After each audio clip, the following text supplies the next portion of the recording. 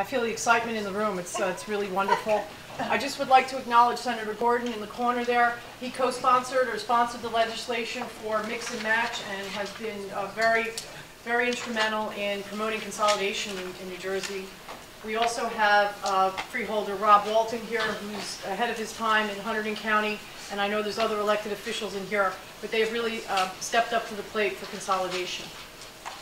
I am so excited about this panel. Again, we have to build and learn from our successes in New Jersey, and here are 5 of the Princeton commissioners to share their story and for all of us to get our questions answered and to learn about the process. I'd like to introduce at this time the moderator, Anton Langston, who was Princeton, I messed it up, right? Lonston, Anton Lonston, who was the study commission chair. So let's have a warm welcome for the Princeton Commission. Thank you. Is this on? Can you hear? Yeah. Okay, great.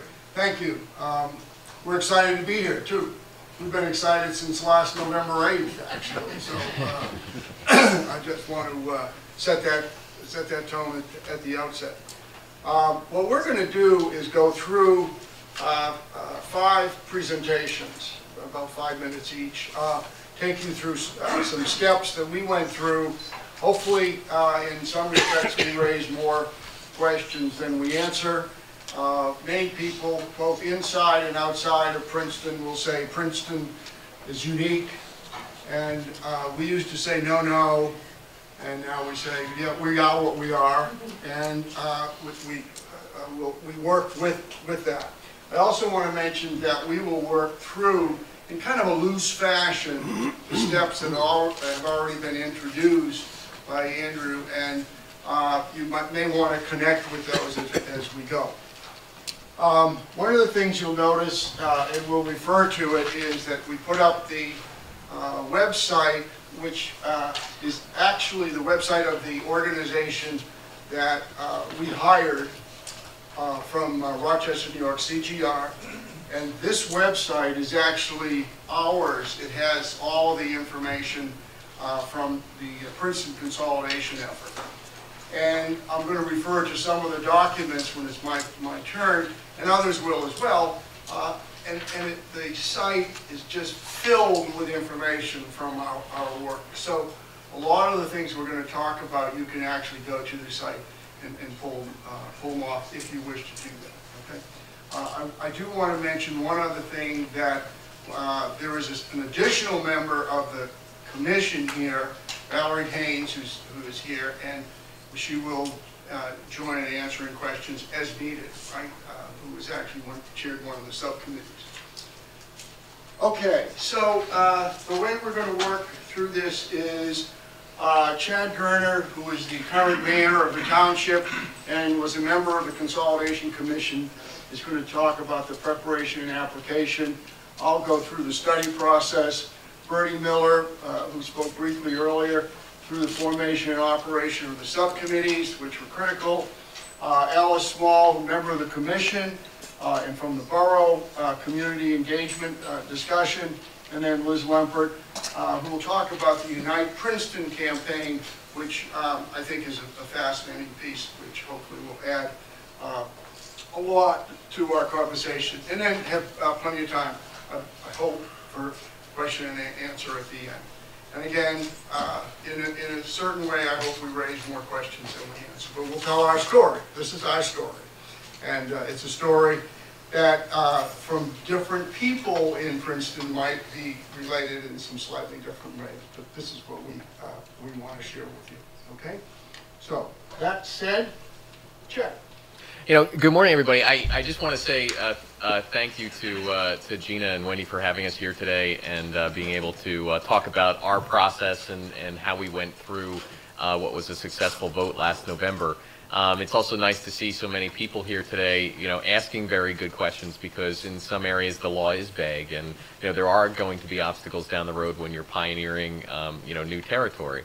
But I think what we can all say from this process is that it's important that New Jerseyans have some courage to move forward and be open-minded about what is possible in their municipality or in their school district. And what I want to start with today is how we got started and some of the history that we had in our community. I mean, Princeton had studied consolidation virtually every decade going back to the 1950s.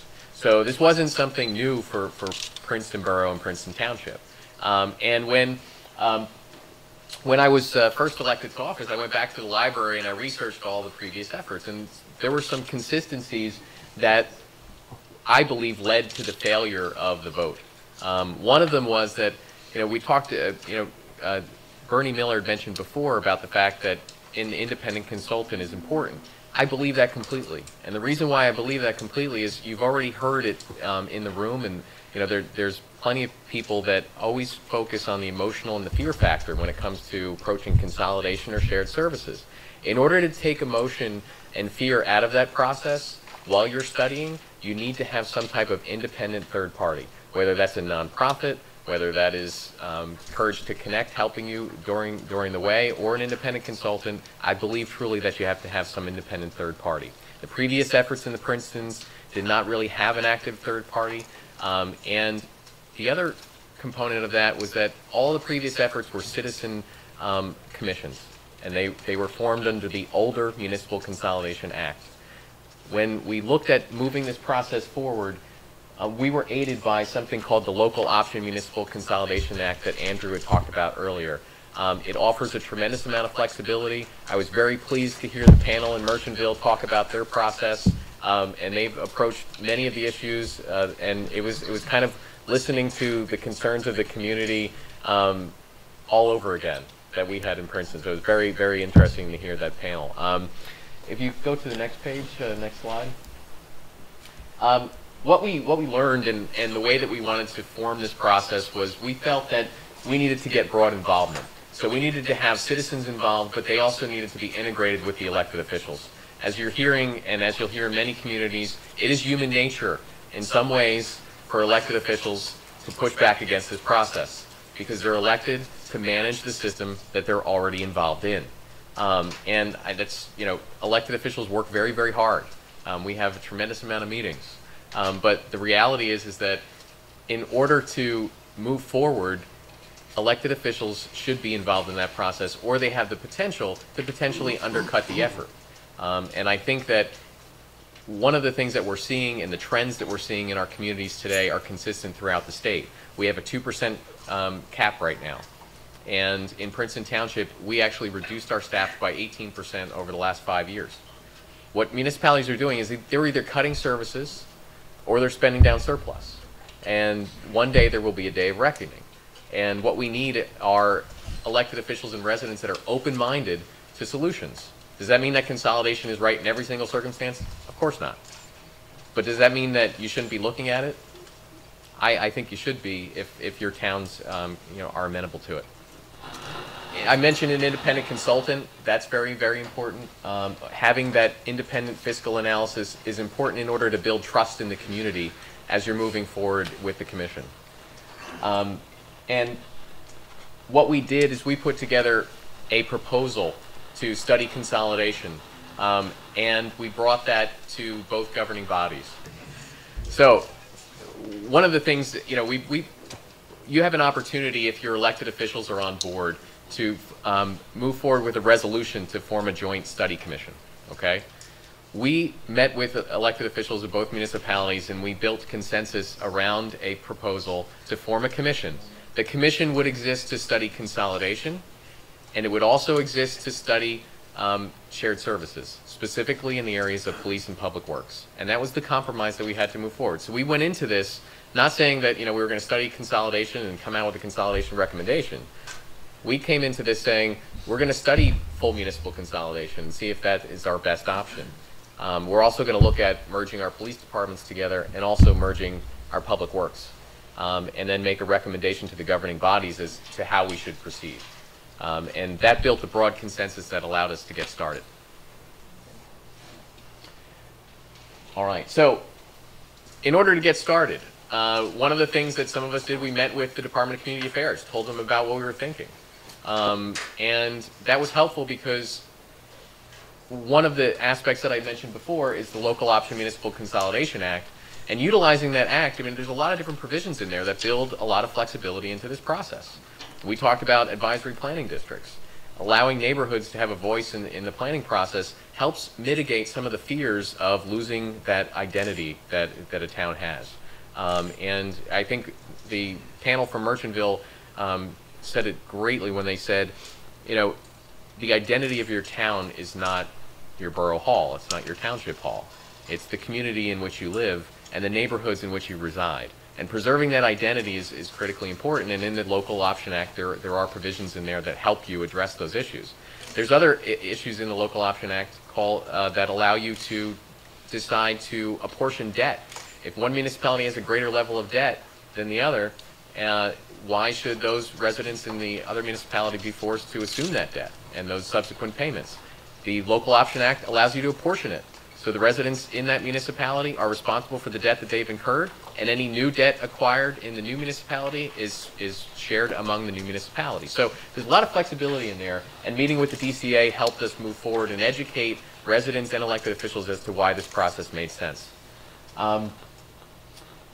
We have everything that Anton alluded to is on our website, which is cgr.org/Princeton. I encourage you to take a look at it. Very detailed information, and we're able to help and volunteer our time if you have any questions.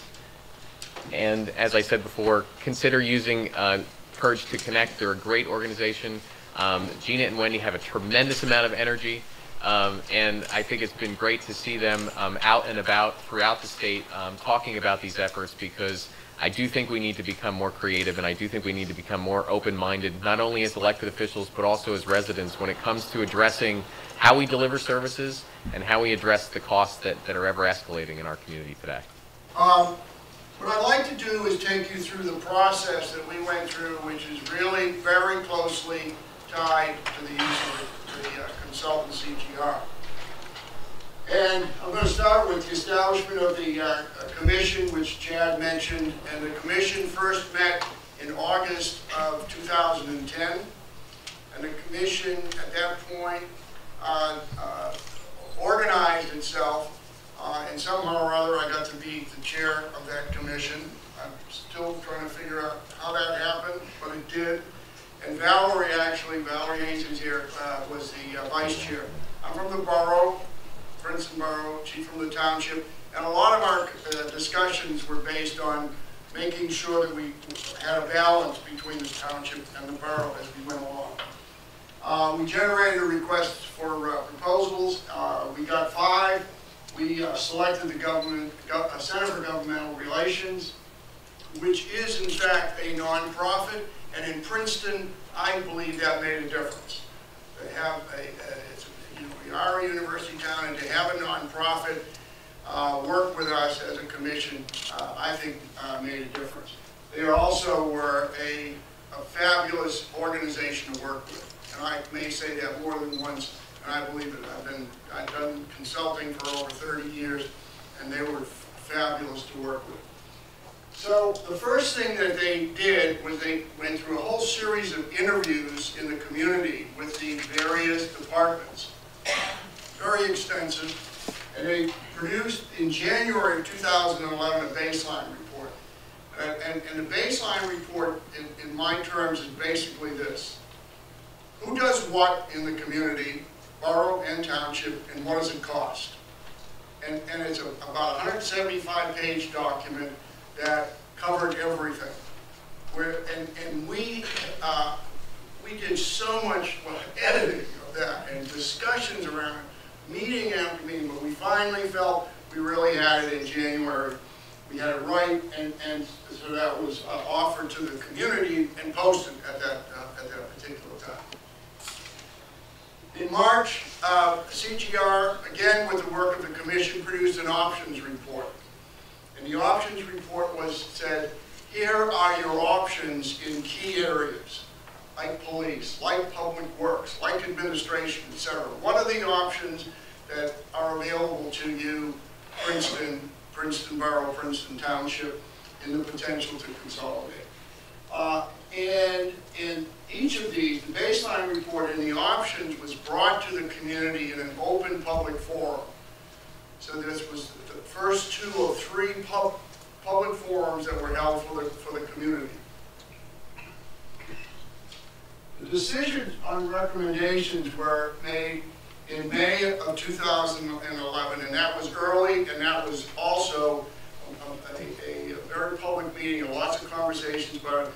And this is where we began to say, when we look at police or when we look at public works, this is what we ought to be looking closely at. The recommendation to consolidate coming from the commission, because we're a study commission, the recommendation to consolidate came late May, actually May 25th, in 2011. And at that point, from that point on, we were working on helping to clarify the recommendation to consolidate. And then concurrently, there was a lot of work being done by Chad and some others on the tax impacts and the summary of consolidation impacts. You may want to talk a little bit about that. That's where we said to the community, if we consolidate based on current services, et cetera, the savings projected is $3.16 million. And that got some people's attention, and some people said that's not enough.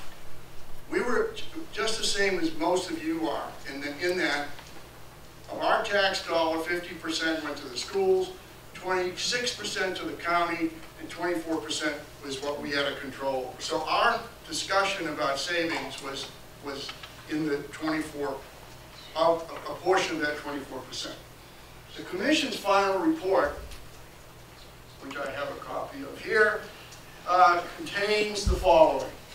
A recommendation to consolidate, which was, I think it's a brilliant document put together by the Commission, solely by the Commission, people that worked on it, and I had a small part in it, but it was really, I thought, well done. The official recommendations and the rationale. So we made a recommendation, and what's the rationale for that recommendation specifically?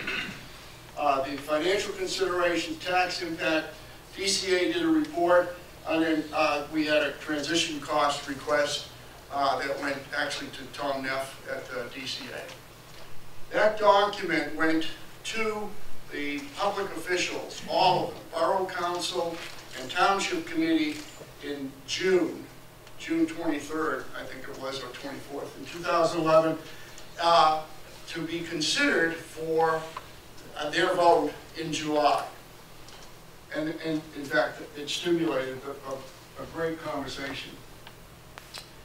The vote in July was to put it on the ballot in 2011, November 11th, and we had 10 members of Borough Council and Township Committee, and the vote was 9-1. And the 9 members, each one of them spoke in favor of not only putting it on the ballot, but in favor of the consolidation. Actually, the vote to put it on the ballot was actually 10-1.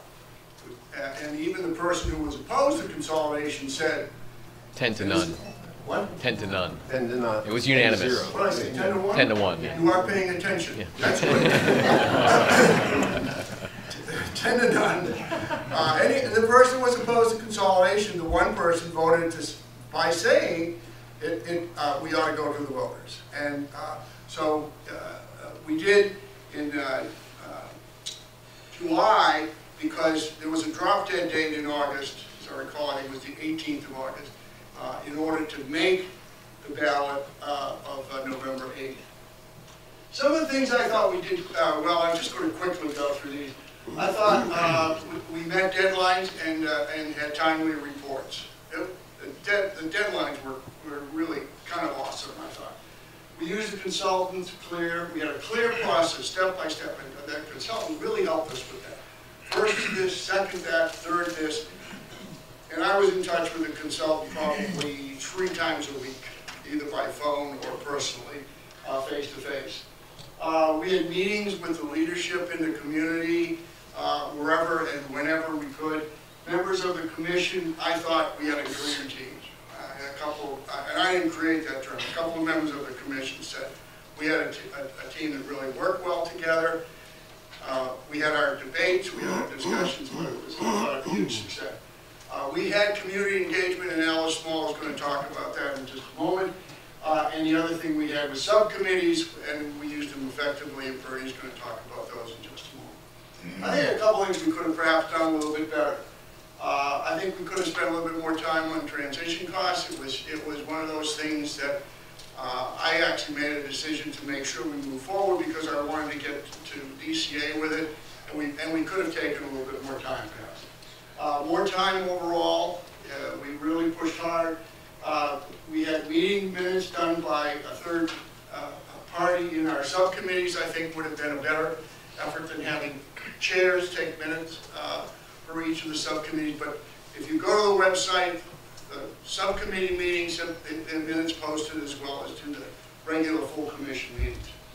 And at one point we had an OPRA request, Open Public Records Act, and I wasn't as aware of that as I probably should have been as chair of the commission going in. And if you want to talk about that, we can, but that's one of the things I thought we could do better. Bernie.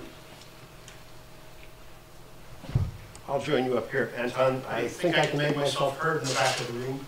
I'm going to talk about how we organized our subcommittees to accomplish the job that Anton just described. And the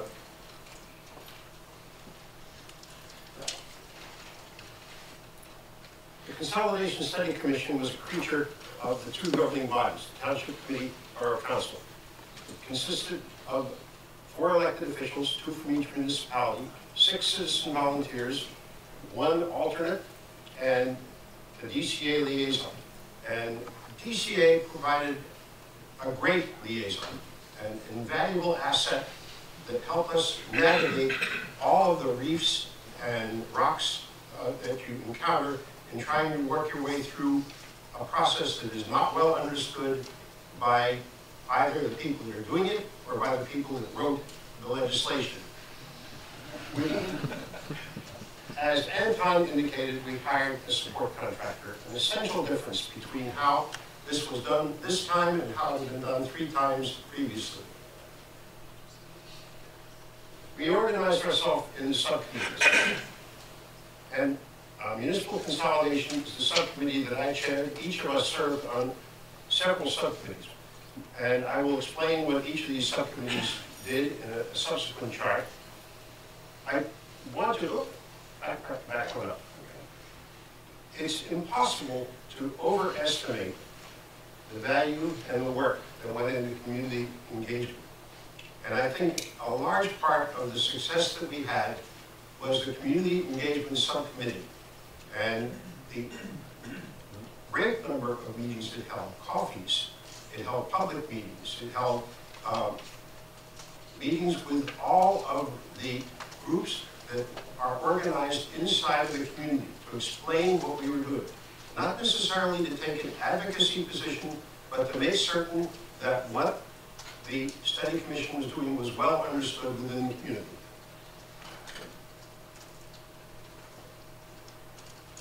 As I indicated, we had elected officials and citizens on each of on the commission and each of the subcommittees. Anton was ex officio to all the subcommittees, and believe it or not, I think he attended almost every subcommittee meeting. Great support from our contractor and from the municipal staff. The municipal staff was very engaged in what we went through and stepped up to the job of providing the information that we asked for. Lots of guidance from our DCA liaison and from our own municipal attorney. We followed OPRA completely. We tried to be on the side of transparency wherever possible. As Anton indicated, the minutes were kept, they were recorded at our meetings, and they were posted on the website. An important thing in our study was that we focused only on direct personnel savings. We didn't try to speculate what additional savings might be achieved by either improved delivery of services or savings in the capital area. Subcommittees. Public Works took on the task of merging two public works departments, and as they got into it, they identified the fact that there were tasks being done in our recreation department and in our sewer operating committee that were very similar to some of the jobs done in public works. And went further and just looking at the two public works departments, also examined how savings might be achieved by integrating the maintenance functions that are performed in our rec department and our sewer operating committee into the public works. Police, as usual, is the elephant in the room, and we looked at how to merge the two police departments and how we might phase in reductions over a 3-year period of time. Finance is very self-explanatory. What are the financial impacts and the tax impacts? And estimate the transition costs. Municipal consolidation looked first at what form of government the new municipality might have. There were 8 possibilities. There were 2 that the 2 communities were familiar with: township committee form of government or a council form of government. We looked at all 8. We decided that we wanted a direct election of the mayor rather than an election by the elected officials to select the mayor. And we wanted a form of government where the elected officials could work directly with department heads. And that led us to recommending the borough form of government. Community engagement was proactive. We didn't wait for people to come and ask us questions. Our community engagement subcommittee went out into the community, held probably more than 40 coffees, held meetings with every organized activity within both Princeton Borough and Princeton Township. And the results, it listened, came back with the concerns, and as a result, I believe we had a much better study. Alice Small, who's a member of the commission from the borough, and also a member of the community engagement subcommittee. Alice? Hi, thank you very much for inviting us. I'm really pleased to be here. I have been asked to talk to you a bit and communicate our experience with an aspect of the study that was different from the 3 prior studies or efforts at consolidation. Andrew mentioned before that one of the problems with the municipal consolidation law was that it had not been publicized. Well, we certainly were not going to go down that route. In fact, we were told by members of former commissions that they thought it was such a great idea. They just took their report and put it in the library, and they thought that people would automatically go out and vote for it. Well, that turned out to be wrong 3 times. I will also say that I understand that because I had voted against consolidation myself. But this time, getting closer to it, it made a lot of sense. I would like to say that we had 5 members of the subcommittee. I think 4 were lawyers. We had Anton and another member who are management consultants. I don't know if that's good or bad, but that's how it worked. Certainly the folks, among the 6 of us, we could cover all areas of the community, and we could also, we could get in touch with our friends. We had friends of friends, and we were all deeply involved, so we could bring that to bear and help the consolidation effort. I would like to start out to say, well, we sat down at our first meeting, I think it was about December 2010, and we formed our mission statement, which turned out to be really very accurate. We would attempt to vigorously and proactively engage all segments of the community in the dialogue, which we hoped would result in increased understanding of the facts of the study and the issues related to consolidation and shared services. We also wanted, at the same time as we were communicating with the community, listen to the community's concerns and hear what they had to say about it, what their concerns were, and to the extent possible, see that those concerns were appropriately addressed in the study report.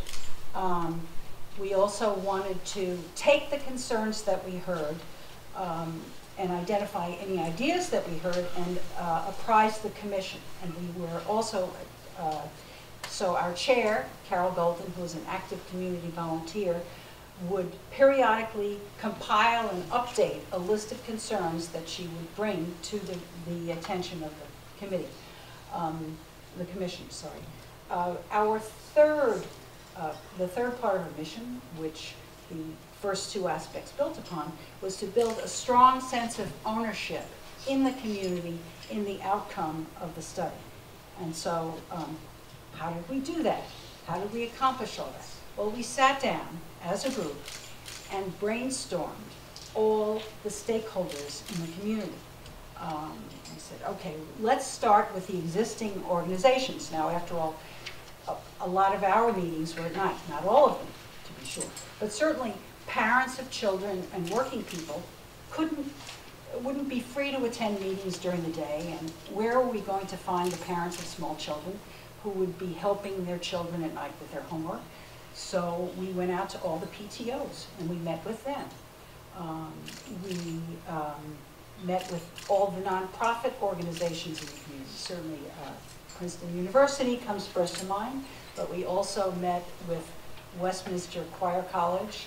We met with the Princeton Theological Seminary and the Institute for Advanced Study, just to see what those concerns are. We met with nonprofit organizations. We met with groups of seniors. We met with a community group called Community Without Walls. We met with a governmental group called the Princeton Senior Resource Center, and we had a very lively meeting with those folks. We had neighborhood associations. We went to the borough and township to find lists of the community associations so we could see who we knew and reach out to those people to request that they host informal meetings for us. Let's see, did I do that? We had the political parties. We had just about anybody we could think of. We reached out to a Hispanic group in the community. We reached out to the African American community, and some groups we visited twice. Because when we started, we really didn't have very much to tell them about the study. There was a first public meeting with our consultant, and he presented what the aspects of the study would be, how it would progress, and the various steps along the way. But we really didn't have any results at that point, but we wanted to start out and start talking to people, get people interested in the process and engaged. And we also wanted to hear their concerns. So what happened? We had meetings every other week. We held over 60 public meetings. It was well, from December 10 through about September of 2011. We had 60 meetings, and we always tried to have 2 commission members present. What our goal was to present facts to the extent we could, and not opinions. We tried not to argue with the people at the meetings. We wanted to hear their concerns, and we tried to remain calm. We would develop a short presentation about where the study was at that particular point, and we also had a list of questions to spark discussions in case there weren't naturally occurring discussions. And pretty much people were interested and talked on their own. Actually, I have copies of the script, which I'm happy to share with you. We had also a group of frequently asked questions on the website that has been previously mentioned. We also had the 3 public meetings where first the consultant presented what the study would be. Then the baseline report, which, as has been mentioned, was our Bible. I mean, we could always say to people, well, look in the baseline report and they'll find out what the facts are, how many policemen there are. And what was most amazing to me as a former state employee was that the links in the table of contents actually worked. Which was a great stride for me. We also, I should mention, we went to, there was a communiversity day, and we had people outside the library to answer questions. We were reaching out to the community. The result was that by September, after the summer there was a hiatus because people go away, and so we didn't really have too many meetings over the summer. But by the time we got to the meetings in the fall, most people were really very well aware of the issues involved, and I think that was because we had had 58 meetings before that. I want to say that it was very rewarding, but it was a tremendous amount of work, and I'm happy to share we have letters to the editor, we have the FAQs, and we have our scripts, and I'm happy to share any of that with you all and communicate our experience to you. Thank you. Thank you. The last piece is actually post the meeting of the Borough Township and the Borough Council, and the Township Committee, which was that period of time from July until the vote in November. And Liz Leverett, who is the Deputy Mayor of the Township, is going to talk a little bit about that. And it's very easy to overlook this. I'll repeat that. It's very easy to overlook this phase of the process. But it was, in my view, it was critical, and I think some of the things that you refer to will certainly at least open that up. Thanks, Anton. I think we made 3 key decisions along the way that were important to our success. And the first one, as Anton has mentioned, is that we decided to wage a campaign in favor of consolidation. When we looked back at what happened in the 1990 effort and the 1970s, there were very vigorous campaigns against consolidation, and because the commission had always worked so hard on this report, that there was an assumption that the report would stand on its own and be convincing. And this time there were a group of us who didn't want to be passive about it, who wanted to be really active and have something that would match the vigorous campaigning on the other side. So we got a group together. We made a decision pretty early on that there needed to be a separate campaign group from the commission. The commission had taken a stand that they were in favor of consolidation, but we wanted to protect them from getting down in the trenches with the campaigning so they could still be professional with the public. So we asked them, so we weren't reinventing the wheel, to help with letters to the editor, to help put together some of the information for our ads so we could have all the information there and weren't reinventing the wheel, coming up with all the statistics on our own.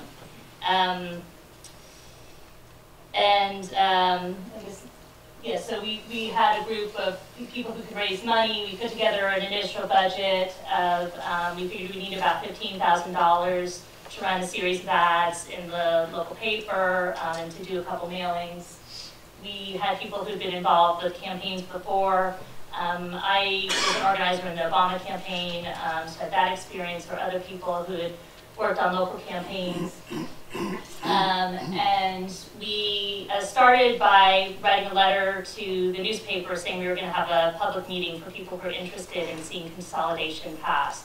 We got a really good showing of about 45 people, and we talked about some of the things we wanted to start doing. So somebody at the meeting volunteered to organize writing letters to the editor. We had some people who had experience with graphic design who could work on a logo, and just a real grassroots campaign. And I'm ready. Yeah. Okay.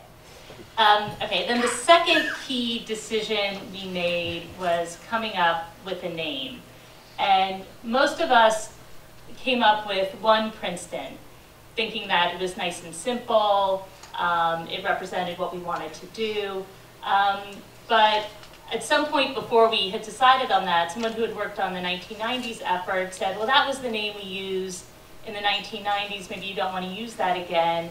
And when we were thinking about it, the opposition to consolidation we've talked about before is this sense of a loss of identity and it being swallowed up. And when you say one Princeton, I think that feeds into those fears. So I think it was a real turning point when we said, no, what we really want to do is unite the Princetons. And we're not going to have one swallowing up the other. We can still retain our separate identities, but we're just going to be united and have a more functional government. So that, I think, helped us in our thinking, too, of how we wanted to be presenting what consolidation would be to the public. We also had a very positive message. Because of CGR, we were able to present the findings in a really professional way. And we were also able to take advantage, I think, of some of the missteps of the group that was working against consolidation. And I think looking back, I think one of the missteps, the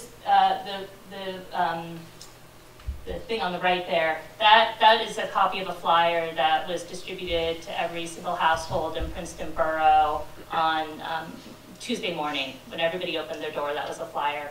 And I have to say that the anti-consolidation group campaigned very hard. Their organization was extremely impressive. They were out there every weekend, flyering, going door to door. But the font of the Consolidated there, that was on almost all of their flyers. It was this very, horror movie, blood dripping down. And it was a turnoff to a lot of people, and I think especially in comparison to the professionalism of the CGR report and of the information coming out of the commission, it really stood in contrast. Do we really need to be that afraid? The other thing that happened, I think about a week before the vote, was the township police union sent a letter out to every single resident in the township, warning them that if consolidation passed, the police would potentially not be able to keep us safe. That also was a significant misstep, and the community was very upset and offended at that letter. And I think it helped with the passage. It had the exact opposite effect of what the union was hoping. So we ran this as a real typical grassroots campaign. We've all recruited volunteers. We had tables downtown, and actually we found that the best place to have a table was at the local grocery store. Princeton is a place where we have a lot of tourists, so when we had the table downtown, we were getting a lot of people who were interested, but weren't necessarily Princetonians, and we needed to focus on the voters. So we went to the local grocery store. Those events helped our morale too, because we were getting extremely positive feedback. And it was important for us to sort of have a sense of where this vote was going to go. The third key decision we made was looking back at the previous efforts that had failed. It usually passed in the township. The last two times it passed in the township and failed in the borough. So we made a strategic decision. We're not even going to campaign in the township at all. And the anti-consolidation group that had formed was called Preserve Our Historic Borough. They were also focused on the borough, and part of their messaging out to the public was, this is a win for the township and a loss for the borough. So again, we took advantage of that. They were really making the case in the township for us, because everybody in the township was just hearing this is good for the township. And we focused our efforts on the borough. One, it was easier because we had, instead of having to address the whole town, we had a smaller group of people. It was cheaper. And it also, we had, everybody, you're always going to have limited volunteers, so we could focus which doors we were going to be knocking on, which phone calls we were going to be making. Although I have to say, our messaging, we wanted to be really careful that it was addressing everybody. So we wanted to make the case, not that this was just good for the borough, but it was good for everybody. Like I said, we did door-to-door canvassing almost every weekend, and intensified toward the end, phone calling, newspaper ads, letters to the editor. We ended up raising, our goal was $15,000. We ended up raising close to $25,000, so we were able to do an extra mailing, which included the township, and able to run a few more newspaper ads than we were planning on, so that helped. As Anton mentioned, there were a lot of public meetings, and it was important to have people there who could advocate on behalf of consolidation, not just the commissioners. And I think this is sometimes something people forget. the anti-consolidation groups can be very motivated to get out there and raise their concerns and advocate against it at the meetings. It's important to get a group of people, other citizens there who are in favor of it, to present the other side. Social networking is great, it's really inexpensive. We had a good email list of volunteers letting them know when the public meetings were going to be, when the different campaign events were going to be. And we kept track of, as we were going door to door, who was in favor of consolidation, who was against it, so that when it came to the few days before the election, we could make sure we were targeting the people who were in favor of it, making sure to remind them to go vote. And I think our strategy worked pretty well in the township without really doing much campaigning there. It passed by 85%. And in the borough, it passed by 63%. So I thought about in closing a couple of summary points. One is that, and it's primarily my view, I thought it was a great team of people on the commission, strong commitment to the study, really dug in and worked. And secondly, we had support from the municipalities, both the borough council and the township committee, and as well as a broader base of individuals and the DCA. We set deadlines and we stuck with them. Sometimes they were painful. I mean that seriously, they were painful. As somebody said to me, you're steamrollering us. Actually, it's one of the people in this room who said, you're steamrollering us. Well, in order to meet the deadlines, we had to do some of that. And then the United Princeton campaign that Liz mentioned was, I think, an outstanding effort. I just put up, if you want to touch base with any one of us, those are email addresses. And we'll go to Q&A. Okay? So let's open it up for Q&A. One question, and as you go through this and the effort you put in it, can you talk a little bit about how much personal time you put into this over the course of that 18-month period to give us some sense of, I mean, were you literally? Yeah. Sure.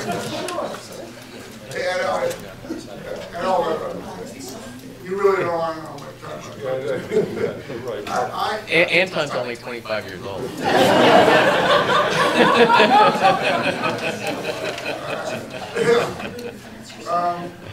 I attended somewhere around 110 meetings, between neighborhood meetings, and that was my choice, though. I felt that as chair, I really needed to kind of keep things together. And it probably ran 20 to 30 hours a week for me. I'm retired, I could do that. Would you have to? No, not necessarily, but I think it contributed to the integration and the opportunity to stay on track.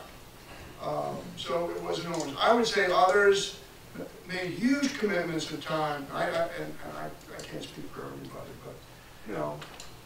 Well, I mean, you have to keep in mind. I mean, there were several. Bernie and I were the two township elected officials on the commission, so we were engaged with that.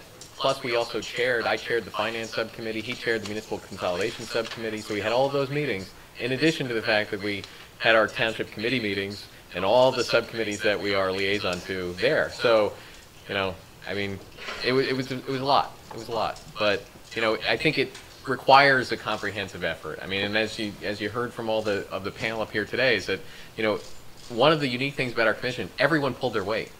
Everyone was either a chair or a member of a subcommittee, and everyone did the work. And in order for an effort to be successful, it can't just be one or two people driving it. I mean, they can drive it and lead it, but citizens need to become involved, and people need to carry the weight, because, you know, it is a very comprehensive effort in order to get something done. But you don't regret it, right? Not at all. Not at all. Chad used the word "and" when he used the word "or" when he said member of a subcommittee or something else. I would use the word "and." Chad chaired a subcommittee. I chaired a subcommittee. We were both members of at least one other subcommittee and probably attended meetings of another subcommittee as well. And that I seem to recollect that you roped me into the finance subcommittee where I was not a member. Right. And I was out of town. You roped me into the municipal consolidation subcommittee. So. I would also add that in addition to the heavy meeting load, we also went through all the reports and edited them, and we also commented on the reports, and we were also, certainly I was an informal ambassador in the supermarket. People would buttonhole me and say, and what about this or that? And so it's hard really to tally it all together, but it certainly was rewarding. The other thing I would mention that you need to keep in mind if you go this route is that the amount of email traffic that you would get is enormous, absolutely enormous, and it's constructive, but it is enormous. Others? Yeah, I'm Rebecca Felton. I'm from the town of Morristown, where I'm on the governing body, and the director of Morris County Economic Development Corporation, where I see this issue of consolidation as essential to economic health statewide, because companies want to be in a state where people can afford to live. So we've really got to address it. Because of the history you had of the 3 failed attempts at doing this, did you go into this study with already a pretty good sense of what the potential savings would be? And that enabled you to coalesce this group, or was there a surprise to you when you finally saw the findings and the recommendations? Can I talk to that after? You Yeah, wanna say something? my comment is I had no idea what the savings would be. I'm not part of a government. The last time I served an elected office was 40 years ago in Massachusetts. It doesn't really count. But I had no sense of that. And I think that many of the commission members were in the same position. And part of it was that we went into it with a request that we keep an open mind, because this is a study, first and foremost. But as things unfolded over the period of the baseline report, for me at least, when I first saw the baseline report and I said, this is the police department in 2 communities, this is the public works, etc., things began to unfold, but it was not until the actual tax impact and financial savings that Chad worked on along with CGR, which was in May of 2011, I think I'm right on that, that I began to see it. That was my experience. Yeah, I would just like to say a couple things about it. I mean, obviously, when you think about consolidation, there's obviously going to be some redundant services, right? So, the previous panel in Merchantville talked about the fact that, if you merge together, you need 1 less administrator. You don't need 2 municipal attorneys. You obviously will have overlap between your police departments that can result in savings. So I think that there's always going to be some component of redundant staff savings, right? But consolidation isn't just about savings. And when you look at the property tax impact, we're talking about 24% of our municipal budgets. It may not seem like that much. But when we look at how we manage our municipality and the efficiencies that we can gain in terms of delivering services, and also the efficiencies that we can gain in terms of governing, I mean, we had 13 shared services between the borough and the township. So that was 13 shared boards. All budget decisions would have to be approved by both separate governing bodies. It became a bureaucratic nightmare. So what I saw on the governing body was that we were being more of a reactive governing body as opposed to being proactive. And I think consolidation does have the ability to slow the increase in the municipal tax rates. I see that from the process that we have gone through. But I also see consolidation as delivering services more effectively, more efficiently, and creating a single governing body that can make more proactive governance decisions and be more receptive to the residents' concerns. I think consolidation isn't just about cost savings. It's there, but there's also governance and service delivery issues that I think can be greatly enhanced through consolidation. Chad, could you expand on your comment about the debt implications in terms of reporting? Sure. Under the Local Option Municipal Consolidation Act, there is a provision that allows you to apportion debt between 2 municipalities that are considering a merger. That's important because in some previous efforts that have been studied, one municipality may have a greater debt load than another.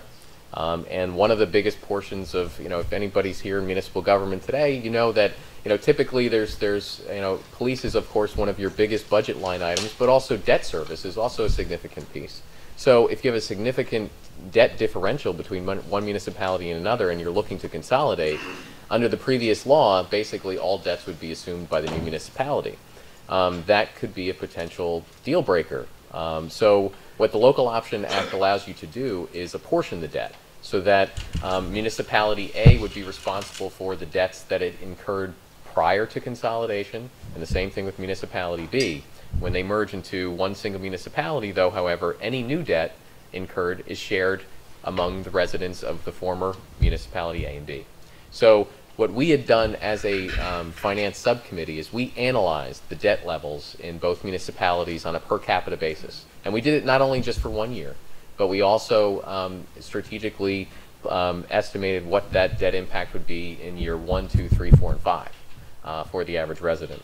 And it turned out that there was only a $100 differential between the current borough debt load and the township debt load. So for us, we recommended just simply to assume all debts as the fairest way to proceed. But I wanted to point that out because I know that's a concern for a lot of people, and in the Local Option Act, you do have the ability to apportion it. And do you all set that debt into the fund balances individually first, you know? No, I mean, there's three components of municipal budgeting. One is obviously your operating budget. Your second is your salary and wage budget, and your third is your capital budget. Your surplus balance is going to be part of your operating budget, so you're not going to apply all of your surplus balances to your outstanding debt. You're just going to simply assume that debt and then basically structure those payments based on the maturity of those debts. And Chad, just to illuminate, when they did the study, it was just for personnel, it wasn't for operations, which is a huge component of that. And that's what you're doing now in the implementation. I don't mean to speak for you, but people need to understand that this was just personnel and not operations of the duplicate services. But we made that decision. Yes. That was our choice. Right. Okay. Right. It wasn't anything that was handed to us. Right. No, but that's wonderful. Yes. A theoretical question. If one town had a much larger debt than the other, and you were merged, how would you physically assess the other town for the extra debt that they possess? Well, basically what would happen is that the older town would just basically have that continued debt payment that they were already paying inside of their own municipal taxation. The new debt would basically be applied to the new budget base across the entirely new municipality. Yes, Nate.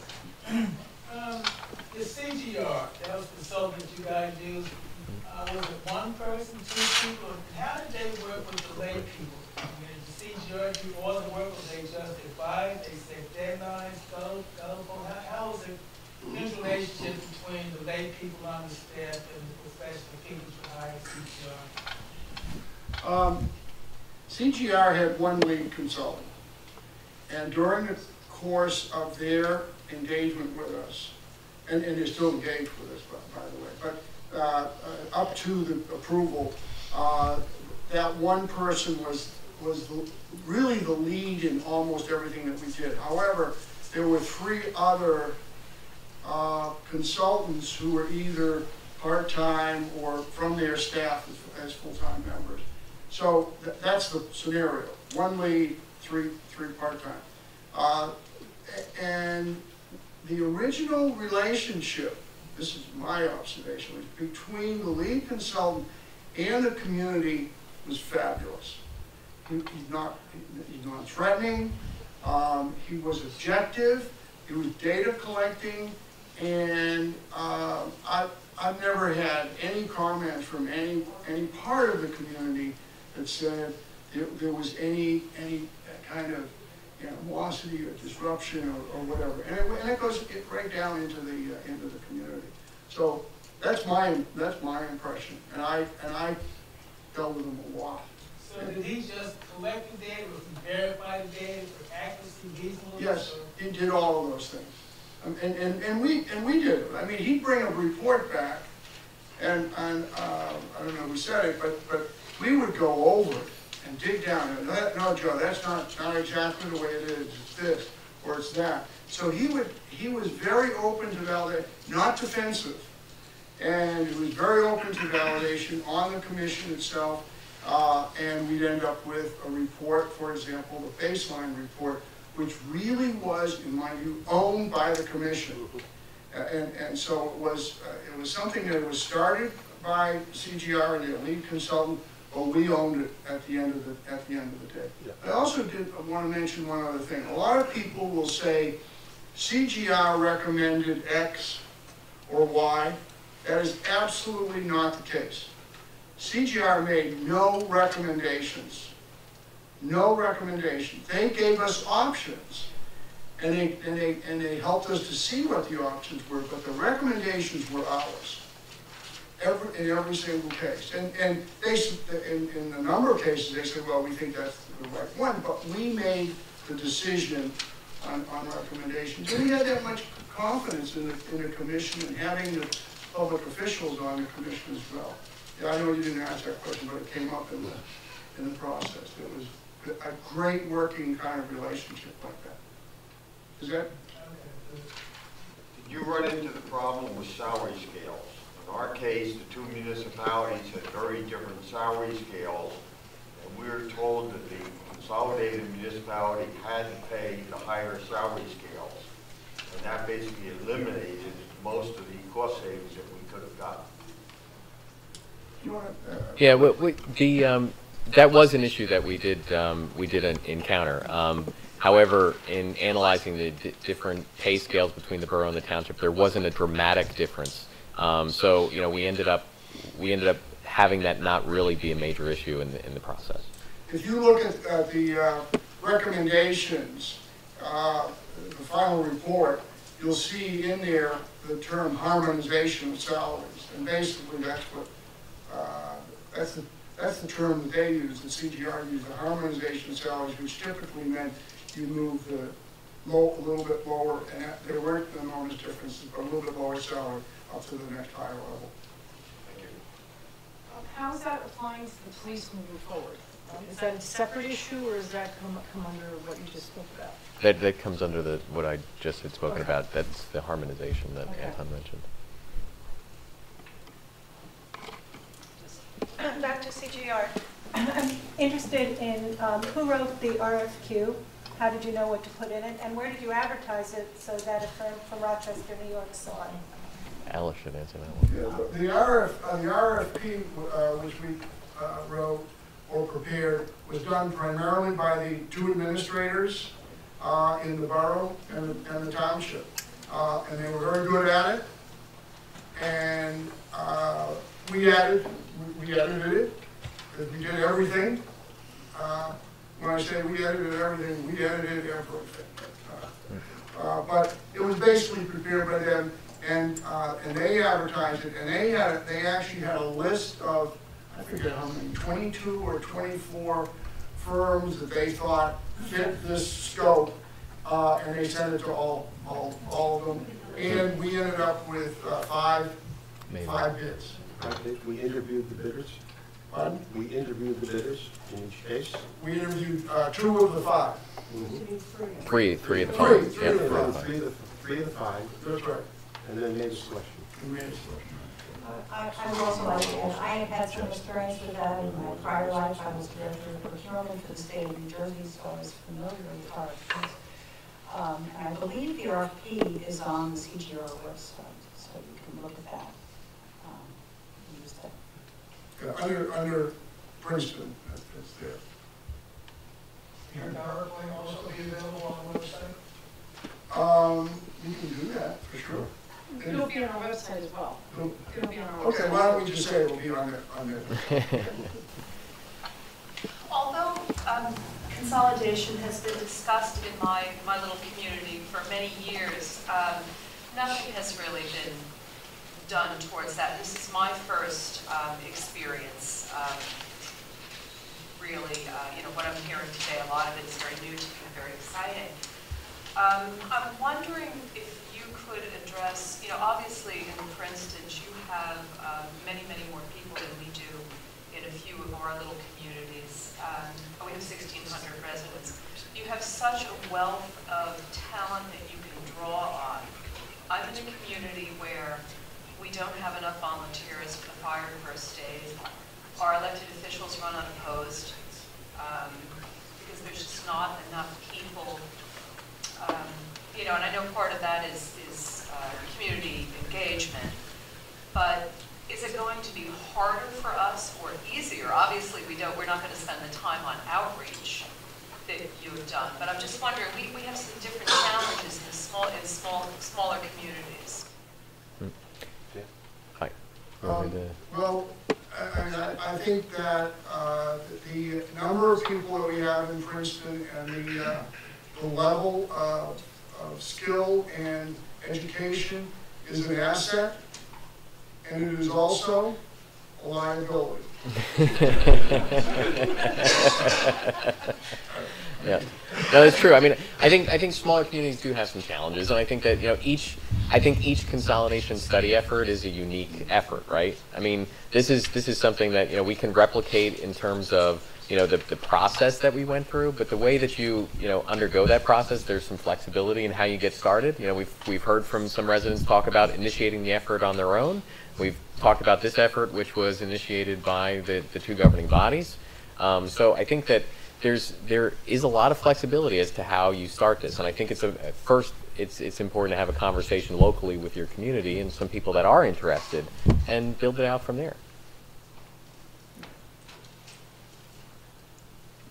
What was the total cost so far of this process? Well, in terms of our budget, we had a budget of just over $120,000. $37,500 came from the state. The balance of it came from the two communities, and we have not quite reached $100,000. And part of it was for CGR, some of it was for some printing. Secretarial. What's that? Secretarial. Secretarial support was an important part of it, but it's less than $100,000 at this point. And then the governor came in. Would you like to address what the governor has done? Yeah, the governor did announce that they would support legislation to allow us to capitalize our transition costs over a 5-year period of time. Right now we have the ability to do that through emergency appropriation, but emergency appropriation has to go to the local finance board for approval. So they've sponsored legislation to allow us to avoid the local finance board and just capitalize transition costs over a 5-year period. And the governor announced a grant of 20%, which would effectively cover our first year of transition costs. So, you know, that also did help the effort as well. Even though I'll point out that, you know, transition costs are a challenge sometimes because, you know, you're coming up with an estimate. You don't know exactly what transition costs are going to be until you actually move forward with it. But transition costs are one time. The savings are annual. You mentioned transition costs. What did you estimate? Wantage and Sussex estimated, I think, $1.4 million or something for the transition cost. Yeah, we actually we estimated approximately 1.7. I believe that's my recollection. That's correct. Right? Yeah. That's correct. Yep. So I want to mention one thing that came up earlier that I think was a very important part of the work of the commission, and that is the borough, the donut, the hole, if you will, was referred to as losing its voice. It's unique. There's this thing, if you look at the Courage to Connect website, there is a video on there that talks about boroughness. You know, have you felt your boroughness today, kind of thing. I live in the borough. And one of the things that happened with, I think, with the commission over some time was that originally the idea of boroughness was like a fairy tale. And over some time, we really began to realize more and more that the feeling of this boroughness in the community was very real, very, very real. And we had to acknowledge it and we had to work with it. And we, in fact, brought in a psychologist to meet with a small group, and I think you were there. No, you weren't there. Alice was there, and there was a small group of us on the community outreach subcommittee, community engagement. I'm sorry, that met, and it really helped to clarify that as an issue for the commission, that it was very real. Don't step over it. Don't step around it. need to deal with it. And I think that what Alice talked about in terms of a lot of the meetings that we had in people's homes, with organizations, et cetera, really addressed that. And I heard that come up earlier today a number of times, this whole issue of, you didn't refer to it necessarily as boroughness, but what about, you know, the sense of community in the center? And it is real. It is very real. And if you think about it in any other way, it's going to get in your way. One of the things we tried very hard to work at was to get across the fact that when the dividing line between Princeton Township and Princeton Borough was drawn over 100 years ago, Princeton Township was essentially rural and Princeton Borough was a village. In the 100 years that have passed, the parts of Princeton Township that are very adjacent to Princeton Borough can't be distinguished from Princeton Borough. And really, we tried to get across the fact, stop thinking about an artificial line that was drawn 100 years ago that divided communities and divided neighborhoods, and start thinking about neighborhoods. Not borough, not township, but neighborhoods, because the neighborhoods cross the line between the borough and the township. You can drive from one community to the other. You can't tell the difference between one community and the other.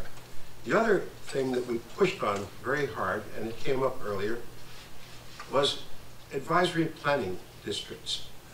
And we advocated in the Consolidation Study Report the use of advisory planning districts, which would give neighborhoods a voice in what many, many people in Princeton consider to be important, and that's land use. And an advisory planning district is different in terms of its stature before the planning board than you or I as an individual. You or I as an individual can go before the planning board, and in Princeton we have a regional planning board for the community. It's unique in the state, I believe. We have a regional planning board. You or I go before the planning board, we speak, the planning board says, thank you very much, we've heard you. An advisory planning district goes before the planning board, and the planning board is required to reply in writing, formally, to the advisory planning district. So it has a different stature before the planning board than you or I as an individual. We felt that that helped to get across to people that you're not losing your voice. In fact, you're gaining voice as a neighborhood. I want to add one more thing to that too, is another argument we were able to make was we're one of these donut hole communities, and the land use decisions that get made in one community impact the residents of the other, yet you really don't have any standing at all when you come before that governing body if you're not a resident. So, where the township was talking about doing some development on a major artery leading out of town, this would give those borough residents standing in front of the new governing body, if we were united, to talk about that and to share their views. And to have people step back and say, look, we really are one community, and our planning is affecting each other, and we should be doing it in a more united way.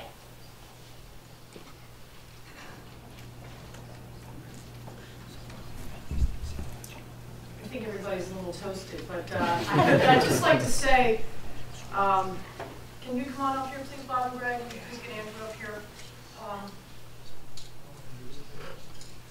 What's amazing about this issue, and I would just like to tell you that we're in our third year now. I've been a mayor of the town, I've played on the professional tennis court, and I have to tell you that this has been the most exciting 2 years of my life, because I have been dealing with people like you. And what's great about this issue is it's a unifying issue. It brings Republicans and Democrats together.